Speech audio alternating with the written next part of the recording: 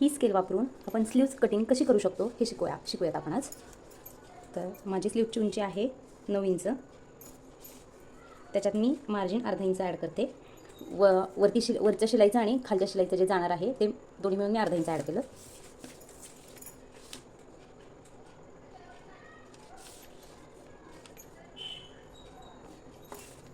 स्लीव्जची cap height मी 4 inch घेते, कारण माझी स्लीव्ज 9 इंच आहे, तर मी कॅप हाईट 4 इंच घेते. आपण सरळ रेषा आखून घेऊ.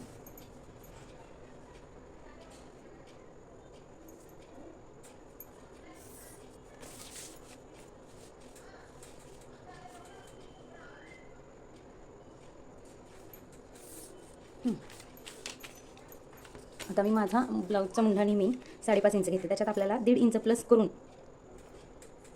रेष ओढून घ्यायची. म्हणजे नेहमीच जर हेवी साईज असेल कोणाची तर 2 इंच प्लस करा, अदरवाईज ऑलवेज 1.5 इंच प्लस करायचं. मुंढ्यामध्ये 1.5 इंच प्लस करायचं. मी शिलाई माझी नेहमी 1.25 इंच घेते, ते 1.25 इंच ॲड केलं. माझी फिटिंग बाहीची 10 इंच आहे, त्याचं अर्ध 5 इंच घेतलं मी इथे, आणि पुढे 1.25 इंच शिलाई माझी. आपण ह्या रेषा जोडून घेऊ.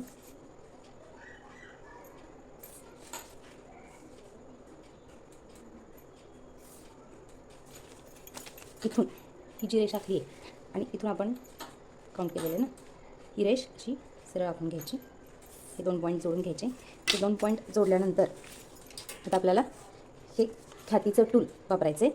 तर ते आपण कसं वापरू शकतो ते बघा. शेपचा अंदाज घ्यायचा आपल्याला.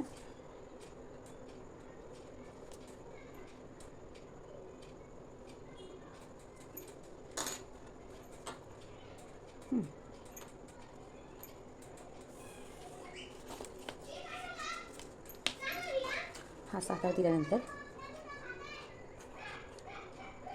या आकाराचा अंदाज घ्यायचा. हा असा इथे माशाचा शेप तयार झाला पाहिजे, अशा हिशोबाने हा आकार द्यायचा. तर बघा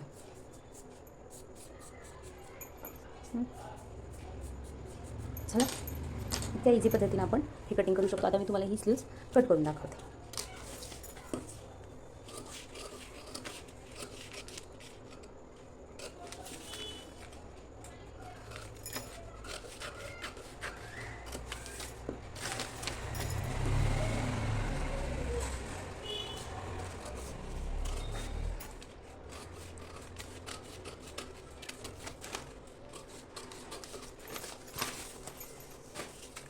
आता हा बघा, हा जो बाईचा आतला आपण आकार दिलेला आहे तो सुद्धा बघा किती छान पद्धतीने आलेला आहे. बऱ्याच जणांना हे टूल वापरता येत नाही, ही स्केल वापरता येत नाही, आणि ते लोक कन्फ्यूज होतं की नेमकी कशी स्केल वापरायची. तर तुम्ही आता मी दाखवली त्या पद्धतीने स्केल वापरू शकता. खूप पटकन आणि इझी पद्धतीने आकार दिला जातो. नक्की ट्राय करून बघा. बघा किती सुंदर आकार आलेला आहे, एकदम फिनिशिंगमध्ये आणि प्रॉपर शेप येतो. नक्की प्रयत्न करून बघा. थँक्यू.